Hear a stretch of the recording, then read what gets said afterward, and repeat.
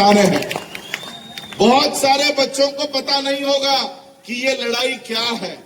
1 जनवरी को हम भीमा कोरेगांव में क्यों जाते हैं, इस स्तंभ को नतमस्तक क्यों होते हैं।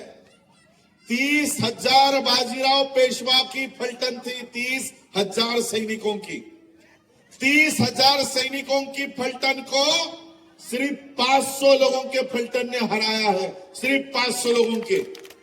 और वो 30,000 लोगों की पलटन जिनके पास हाथी थे, घोड़े थे, तलवारें थी, लेकिन 500 लोगों के पलटन के पास कोई हथियार नहीं थे।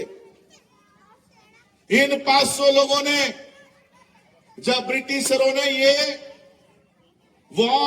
ये युद्ध डिक्लेयर किया, तब इन 500 लोगों का जो नेता हुआ करता था, इस बटालियन का जो लीडर हुआ करता था, सिद्धनाथ, इन्होंने सोचा ये पेशवा हमारे ही देश के लोग हैं, ये ब्रिटिश तो बाहर से आए हुए लोग हैं, ये हम लोगों को आपस में लड़ा रहे हैं, हम लोगों को मरवा रहे हैं।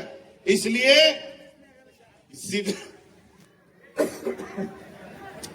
ने पेशवाओं को कहा, हम आपके खिलाफ युद्ध नहीं लड़ना चाहते, तुम भी हमारे ही देश के हो, हम आपस में भाई भाई हैं, और इसलिए हमको आपस में युद्ध नहीं करना है।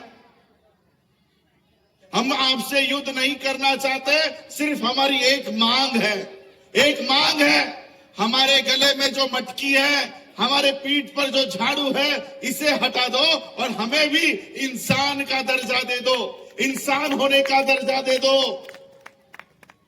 पेशवाओं ने क्या जवाब दिया पता है? पेशवाओं ने जवाब दिया, तुम्हारे दादा परदादाओं को, तुम्हारे पूर्वजों को पेशवाओं ने कहा कि सुई के नोक के ऊपर बैठे इतने भी अधिकार हम तुमको नहीं देंगे। सुई के नोक के ऊपर बैठे इतने भी अधिकार हम तुमको नहीं देना चाहते। और तब सिद्धनाथ ने कहा कि ठीक है, अगर तुम हमको अधिकार नहीं देना चाहते तो हम ये युद्ध लड़ेंगे। और वो ये युद्ध ब्रिटिशरों के लिए नहीं, अपनी आजादी के लिए लड़े, और केवल लड़े ही नहीं, ये स्तंभ ऐसे ही नहीं बना। ये स्तंभ ब्रिटिशरों ने इसलिए बनाया क्योंकि ये लड़ाई जीतने के बाद जिन पेशवाओं ने इसी देश के लोगों के गले में हांडी और पीठ पे झाड़ू बांध दिया था, वो पेशवाओं का राज इस युद्ध के बाद भारत से हमेशा हमेशा के लिए खत्म हो गया। ये है आप लोगों के पूर्वजों की शौर्य गाथा, और इसलिए इसको शौर्य दिवस के नाम से 1 जनवरी को जाना जाता है, और इस स्तंभ को विजय स्तंभ के नाम से जाना जाता है। ये इतिहास हम भूल गए थे, ये इतिहास हमसे भुला दिया गया था, ये स्तंभ खो गया था। बाबा साहब ने पढ़ाई करने के बाद ये स्तंभ ढूंढ निकाला। 1927 में बाबा साहब पहली बार इस स्तंभ को अभिवादन करने के लिए गए। हमारे जो लोग, आप लोग जो अच्छा पानी पीने के लिए डरते थे, कुएं पे जाने के लिए डरते थे, नदी पे जाने के लिए डरते थे, अच्छे कपड़े पहनने के लिए डरते थे, अच्छा खाना खाने के लिए डरते थे, बाबा साहब ने उनको इकट्ठा किया और ये स्तंभ दिखाया, और ये स्तंभ दिखाकर कहा, तुम भेड़ बकरी नहीं हो, डरना बंद करो। तुम्हारे पूर्वजों ने 28 से 30,000 पेशवाओं को मार गिराया, हारा दिया है, ऐसे लोगों की तुम संतानें हो। ये बात आज भी तुम लोगों को याद रखने की जरूरत है, ये बात हमारे बच्चों को बताने की जरूरत है। बाबा साहब अंबेडकर जी ने हमको अपना इतिहास बताया। बाबा साहब अंबेडकर जी ने उस समय कहा कि जो कौम अपना इतिहास भुला देती है, जो कौम अपना इतिहास भूल जाती है, वो कौम कभी भी इतिहास बना नहीं पाती। और इसलिए ये इतिहास आपके बच्चों को जानना जरूरी है। आज बाबा साहब अंबेडकर जी के नाम से हम लोग जय जयकार कर रहे हैं, लेकिन हमारी आने वाली नस्लें बाबा साहब के बारे में जान नहीं पा रही। मुझे अच्छा लगा, भीम आर्मी मूल निवासी एकता परिषद के माध्यम से आज इस मंच पर भी जो लोग बैठे हुए हैं, सुबह से मुझे मिलने के लिए जो लोग आ रहे हैं, आज सही मामले में भीम आर्मी ने बाबा साहब के नक्शे कदम पर काम करना शुरू किया है। बाबा साहब ने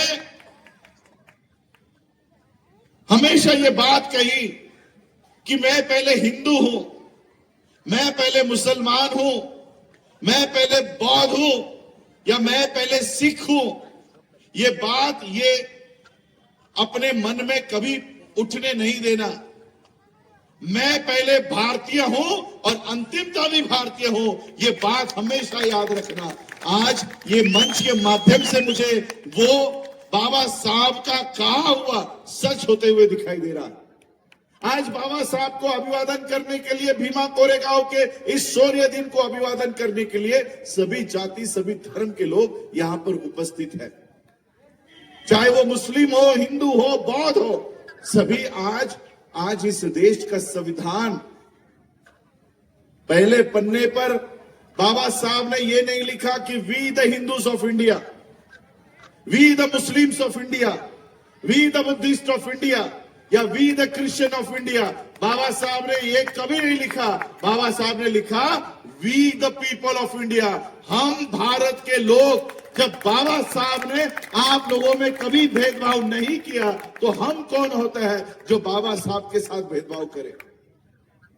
मैं इन बच्चों को कहना चाहूंगा, आज विद्यार्थी, स्टूडेंट्स यहां पर बड़े पैमाने पर बैठे हुए हैं, उनकी माताएं यहां पर बड़े पैमाने पर बैठी हुई है।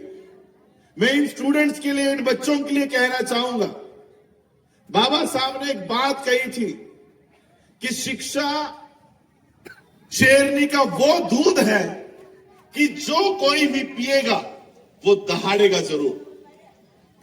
शिक्षा को बाबा साहब अंबेडकर जी ने शेरनी के दूध की उपमा दी है। अब मुझे बताओ, ये जो बच्चे यहां पर बैठे हैं, कभी खुद से गाय का भी दूध निकाला है? निकाला कभी गाय का दूध? नहीं। अब बाबा साहब क्या कह रहे हैं? शिक्षा शेरनी का दूध है। हम गाय का दूध भी खुद नहीं निकालते, अब शेर का दूध, शेरनी का दूध कैसे निकालने वाले हैं? बाबा साहब का कहना है कि तुम्हारे सामने शिक्षा प्राप्त करने के लिए बहुत समस्या आएंगी। स्कूल की फीस नहीं होगी, कपड़े नहीं होंगे, किताबें खरीदने के लिए पैसे नहीं होंगे, बैग नहीं होगा, कई सारे किलोमीटर चलकर जाना पड़ेगा, बस लगाने के लिए मां बाप के पास पैसे नहीं होंगे। लेकिन ये सारी समस्या, ये जो शेरनी है, ये शेरनी नहीं है, समस्या है, तुम्हारी प्रॉब्लम्स है। हर वो विद्यार्थी जो इस प्रॉब्लम्स को, इस शेरनी को डट के खड़ा रहेगा और वो डट कर कहेगा कि मैं ये प्रॉब्लम्स को नहीं मानता, और वो सारे प्रॉब्लम्स को, वो सारी समस्याओं को पार करके जो शिक्षा हासिल करेगा, और शिक्षा हासिल करने के बाद चाहे वो कलेक्टर हो, आईएएस ऑफिसर हो, आईपीएस हो, जिस भी कुर्सी पर बैठेगा वहां से वो दहाड़ेगा जरूर। ये बाबा साहब ने आप लोगों को कहा है। मैं बाबा साहब की एक बात कह के अपनी वाणी को विराम दूंगा। बाबा साहब जब आपकी उम्र के थे, छोटे थे, स्कूल में, आप लोग स्कूल में जाते हो, बेंच पर बैठते हो। बाबा साहब को बेंच पर बैठने का अधिकार नहीं था। आप इतनी बड़ी बड़ी मूर्तियां देखते हो ना बाबा साहब की, रोज इतनी बड़ी माला पेड़ी होती है गले में, हाथ दिखाते हैं संसद की ओर कि तुम्हें संसद में जाना है। देखते हो ना बाबा साहब की मूर्ति। वही बाबा साहब जब तुम्हारी उम्र के थे, छोटे थे, तो कोई बाबा साहब को स्कूल के बेंच के ऊपर भी बैठने को नहीं देता था। स्कूल के बाहर, क्लासरूम के बाहर ये ऐसा कपड़ा लेकर बाबा साहब को आना पड़ता था। क्यों? क्योंकि अगर मैं जमीन पर बैठ गया तो जमीन भी दूषित हो जाएगी, पॉल्यूट हो जाएगी। जमीन पर भी बैठने का अधिकार नहीं था बाबा साहब। और जब क्लासरूम में टीचर पढ़ाया करता था, पढ़ाने के बाद क्वेश्चन पूछते ना टीचर्स, आप लोगों को क्वेश्चन पूछते कि नहीं कि ये क्वेश्चन का आंसर किसको आता है? क्लासरूम में टीचर पूरे क्लास को क्वेश्चन पूछते थे कि इसका आंसर किसको आता है। वो छोटे से भिवा का हाथ ऊपर जाता था कि मुझे आता है, मुझे इस क्वेश्चन का आंसर आता है। अब टीचर को पता नहीं किसने हाथ खड़ा किया, टीचर कहता था कि आओ उसका आंसर सॉल्व करो, और जैसे ही बाबा साहब उठकर वो ब्लैक बोर्ड की तरफ जाते थे, सारे बच्चे खड़े होकर वो टीचर को धमकी देने जाते थे। क्या कहते थे कि खबरदार, खबरदार, अगर इस अछूत विवा ने उस बोर्ड को हाथ लगाया तो उस बोर्ड के पीछे हमारे टिफिन रखे हुए हैं, टिफिन खाने के टिफिन रखे हैं।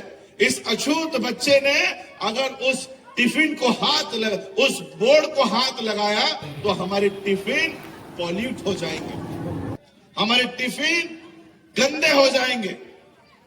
उस बच्चे को, बाबा साहब अंबेडकर जी को आंसर आते हुए भी आंसर देने का कभी मौका नहीं मिला, आंसर देने का मौका नहीं मिला।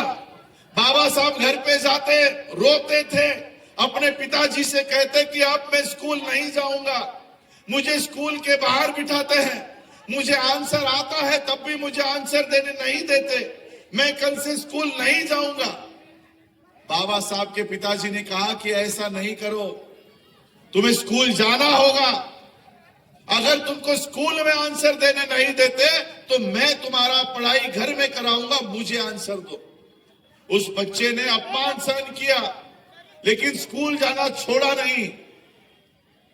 वही बच्चा बड़ा हो गया, वही बच्चा बड़ा हो गया, बैरिस्टर हुए, एमए, पीएचडी, डीएससी, डीलिट, ये सारी डिग्रीज हासिल की और एक सवाल, एक क्वेश्चन इस देश को पढ़ा कि अंग्रेज अब इस देश को आजादी देकर चले जाने वाले हैं।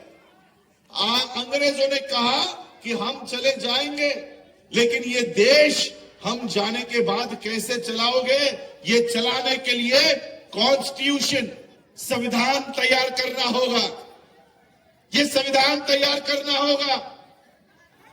गांधी, नेहरू, पटेल ये ब्रिटिशरों के पास गए, उन्होंने कहा कि हमको संविधान निर्माण करने के बारे में कुछ पता नहीं है, ये संविधान आप ही हमको तैयार करके दो, आप ही हमको तैयार करके दो। अंग्रेजों ने कहा, अरे तुम ये संविधान हमसे क्यों तैयार करवा रहे हो? तुम्हारे पास भारत में सबसे पढ़ा लिखा व्यक्ति मौजूद है, तुम्हारा संविधान डॉक्टर अंबेडकर से तैयार करवाओ। जिस बच्चे को चौथी कक्षा में गणित का सवाल का जवाब देने नहीं दिया गया, वही बच्चा इतना पढ़ लिख गया कि इस देश को संविधान कौन निर्माण करके देगा, इसका जवाब डॉक्टर बाबा साहब अंबेडकर जी ने दिया।